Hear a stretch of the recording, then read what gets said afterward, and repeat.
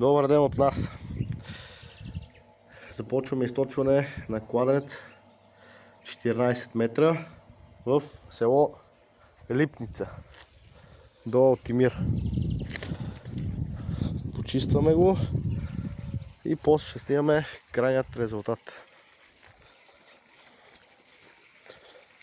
Който има нужда от такава услуга, нека се обади. Това ни е работата. И кладенецът в село Липница до Мизия вече е почистен. Пуснахме помпа на човека.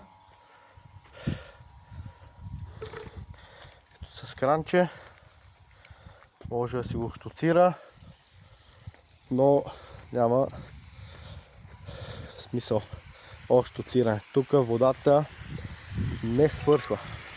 След нашата намеса вижте за какъв дебит става на въпрос. Този дебит си върви нон-стоп. Много вода има тук.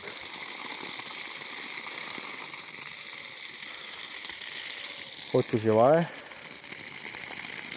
подобни резултати, нека се обади на телефончето.